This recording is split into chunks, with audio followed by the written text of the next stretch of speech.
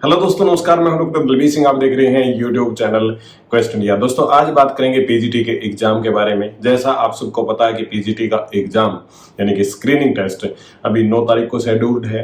मैं बात कर रहा हूँ 9 सितंबर की, 10 सितंबर की, 17 सितंबर की और 20 सितंबर की। और इसी के साथ में यदि बात करें पीजीटी कंप्यूटर साइंस का जो मेन एग्जाम होगा, यानी कि एक एग्जाम है तो मेन एग्जाम होगा, और उसकी डेट आई है 1/10 यानी कि 1 अक्टूबर 2023 को।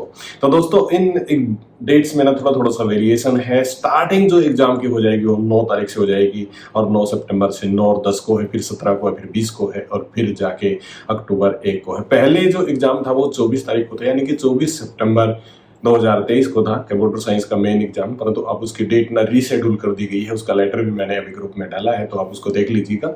और उस डेट अब मतलब जो 24 सितंबर थी वो 1 अक्टूबर कर दी है। परंतु आज का जो टॉपिक है ना, आज का जो वीडियो बनाने का मेन मकसद है वो ये नहीं है कि डेट बदल गई है। आज का जो मेन लक्ष्य है या पर्पज बोले तो है कि पीजीटी की इस शॉर्ट टाइम में किस प्रकार से आप तैयारी करिए, यानी कि पीजीटी के प्रीलिमिनरी एग्जाम की इस शॉर्ट स्पान टाइम में किस प्रकार से हम तैयारी कर सकते हैं। क्योंकि मैंने 31 अगस्त 2023 को रिकॉर्ड करा हूं, तो अभी हमारे पास टाइम जो बचा है ना वो मतलब 8 या 9 दिन ही बचा है। और इसी के साथ में यदि आप देखेंगे बाकी जिसका एग्जाम 17 को है या 20 का, उसके लिए तो फिर भी आप कह सकते हैं कि 15 से 20 दिन अभी बचे हुए हैं। तो किस प्रकार से आपको तैयारी करनी है, किन बातों का आपको ध्यान में रखना है, और कैसे इस टाइम को, क्रूशियल टाइम को अपने बेनिफिट के लिए, अपने प्रॉफिट के लिए, अपने एग्जाम क्लियर के लिए, अपने एग्जाम क्रैक के लिए यूटिलाइज करना है। आइए इसको जान लेते हैं। इसको पूरा देखने के लिए आप बने रहिए हमारे साथ।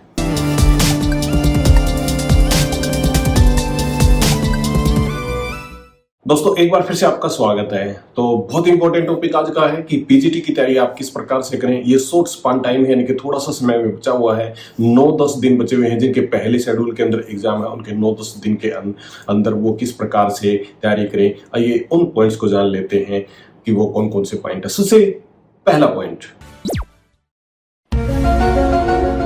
Organise your study material. Organise study material का मतलब दोस्तों ये है कि सबसे पहले आपको ना आपके पास सिलेबस होना चाहिए, और सिलेबस आपका टेबल पे होना चाहिए। उसकी फोटोस्टेट आप कर लें, अपनी टेबल पे रख लें, हर टॉपिक को अंडरलाइन कर लें।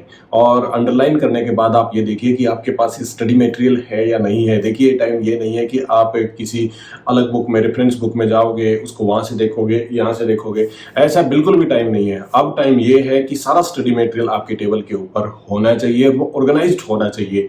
यानी कि फर्स्ट यूनिट से लेके लास्ट यूनिट तक आपका कंटेंट यानी कि आपका स्टडी मटेरियल आपके टेबल के ऊपर होना चाहिए। यदि स्टडी मटेरियल आपके टेबल के ऊपर नहीं है तो तुरंत ही उसको ऑर्गेनाइज करिएगा और एक एक टॉपिक को बारीकी से पढ़िएगा। और ऑब्जेक्टिव टाइप टेस्ट होगा, ये बात ध्यान में रखते हुए, यानी कि हर पॉइंट को आप अंडरलाइन करिएगा, इस प्रकार से पढ़िएगा।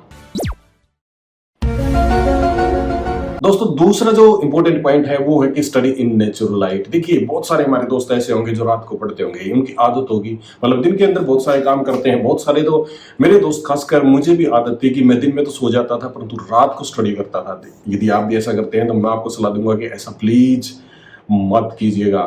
अब आपको क्या करना है, दिन के अंदर पढ़ना है, यानी कि स्टडी आपको नेचुरल लाइट के अंदर करनी है। जितनी आपकी एफिशिएंसी, जितना आपका रिजल्ट नेचुरल लाइट्स के अंदर आएगा, उतना रिजल्ट्स आपका उसमें नहीं आ सकता जो आप रात को पढ़ेंगे। एक बात और बताता हूं कि यदि प्रॉपर लाइट नहीं होगी तो आपकी आंख भी खराब हो सकते हैं। परंतु वो मतलब आजकल बहुत अच्छी आप कह सकते हैं कि रात को रोशनी के लिए लाइट है, तो उस बात को तो छोड़ दीजिए। मैं जो कहना चाहता हूं कि यदि आप नेचुरल लाइट के अंदर आप पढ़ेंगे, आपकी एफिशिएंसी बढ़ेगी, रात प्रॉपर आपको मिलेगी रेस्ट करने के लिए।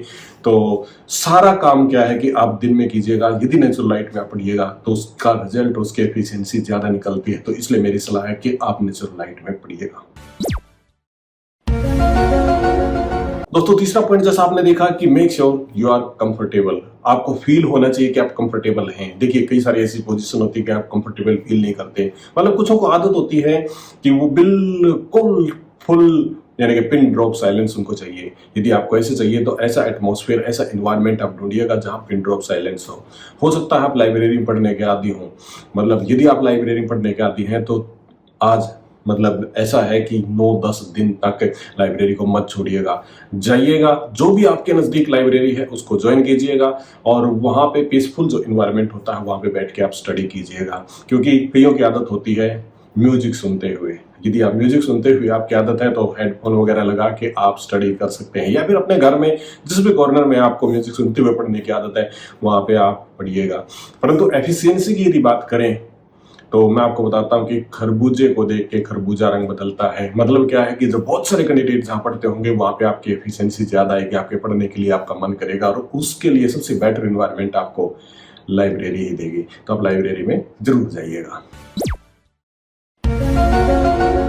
दोस्तों फोर्थ पॉइंट पे बात करते हैं और ये फ्लो चार्ट और डायग्राम का है। देखिए ये बहुत सारे सब्जेक्ट ऐसे होंगे जिनके अंदर आप डायग्राम की हेल्प से स्टडी कर सकते हैं। यदि जैसे मेरा बैकग्राउंड यानी कि मैं स्टूडेंट रहा हूँ ज्योग्राफी का, तो ज्योग्राफी के अंदर डायग्राम के बगैर कुछ भी नहीं है। मतलब हम जो स्टडी करें यूज थ्रू डायग्राम। और बहुत सारे और भी सब्जेक्ट जैसे हिस्ट्री की बात करेंगे तो भी मतलब, या वर्ल्ड रीजनल की बात करेंगे तो जब कंपेरेटिव आप बात कर रहे हैं तो डायग्राम की जरूरत आपको पड़ती है, या फिर आपको फ्लो चार्ट की जरूरत पड़ती है, या फिर आपको मैप की जरूरत पड़ती है। तो ऐसे मामले में यदि आपका सब्जेक्ट इस तरह का है जहाँ पे फ्लो चार्ट की जरूरत है, जहाँ पे डायग्राम की जरूरत है, या फिर जहाँ मैप की जरूरत है, तो मैप के थ्रू स्टडी आप जरूर कीजिएगा। उसमें एफिशिएंसी आपकी डबल और ट्रिपल हो जाएगी। तो हमेशा याद रखिएगा, मतलब मैप्स, डायग्राम, फ्लो चार्ट आपकी हमेशा हेल्प ही करेंगे। दोस्तों नेक्स्ट पॉइंट है हमारा, और वो पॉइंट ना थोड़ा सा हटके है, बी हेल्दी। बी हेल्दी का मतलब ये है कि आप प्रॉपर डाइट लीजिएगा।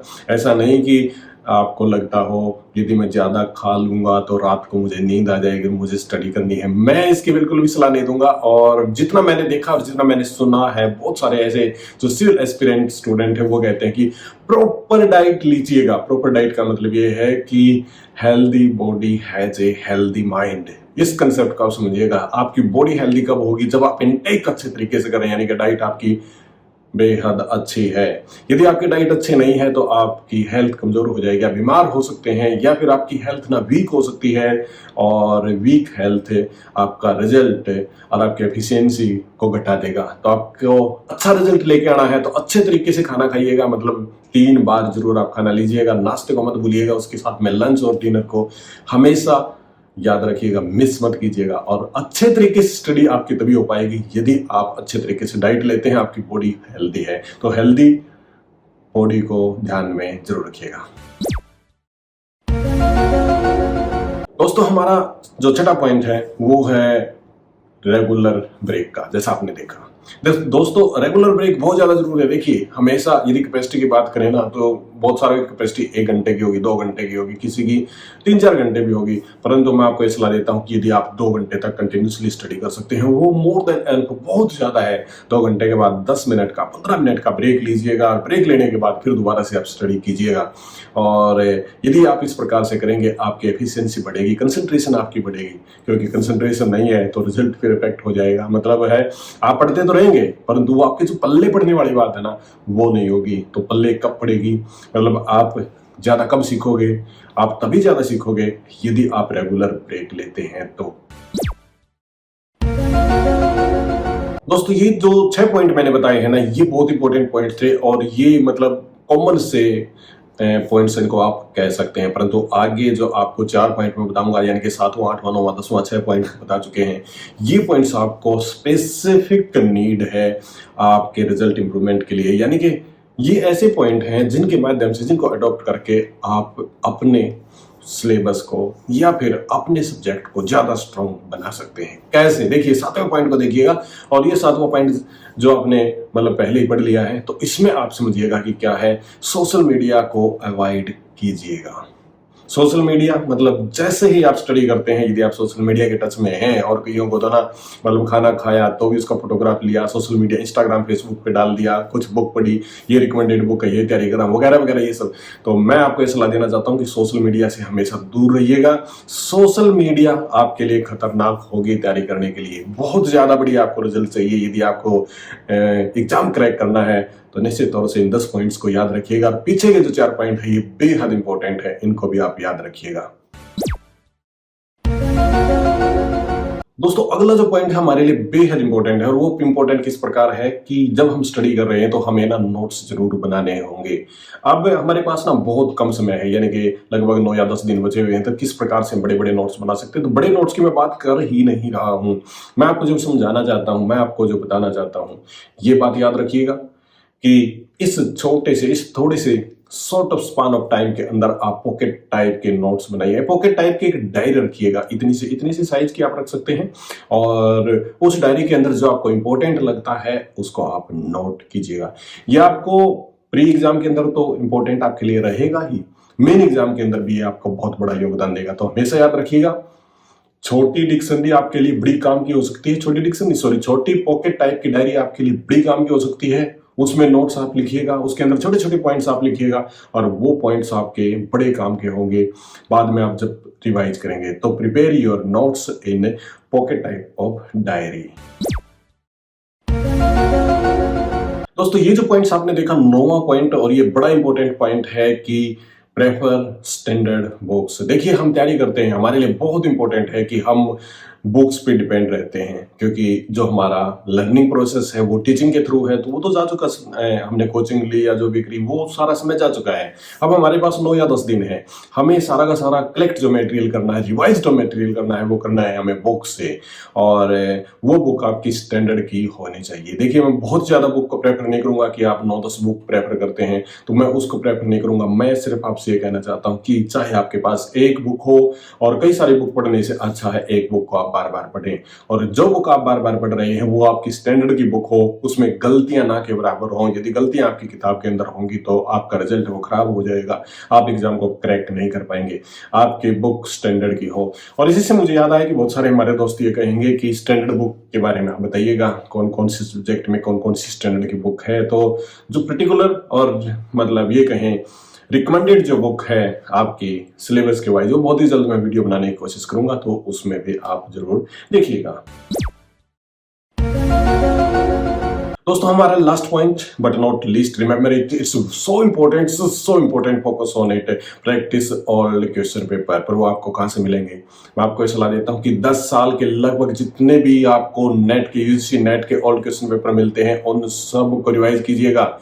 यदि पुराने क्वेश्चन पेपर आपको असिस्टेंट प्रोफेसर के मिल जाते हैं, उनको आप रिवाइज कीजिएगा। पीजीटी के आपको मिल जाते हैं, उनको भी रिवाइज कीजिएगा। हाँ, एक बात बताना चाहता हूं कि यदि पुराने क्वेश्चन पेपर असिस्टेंट प्रोफेसर के आपको चाहिए, तो हमारा एक व्हाट्सएप नंबर है, उसे आप मैसेज कर दीजिएगा। वो पुराने असिस्टेंट प्रोफेसर के क्वेश्चन पेपर आपको अवेलेबल हम करा देंगे। और हमारा जो नंबर है 8818000113 है, ये स्क्रीन पे भी आपने देख लिया होगा।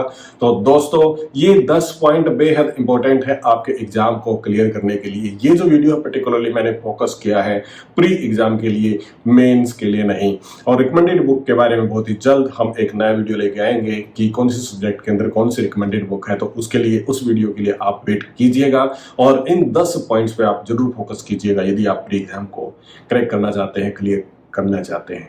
मैं मिलता हूं बहुत ही जल्द आपको अगले वीडियो में, तब तक दीजिएगा इजाजत। बहुत बहुत आपका धन्यवाद।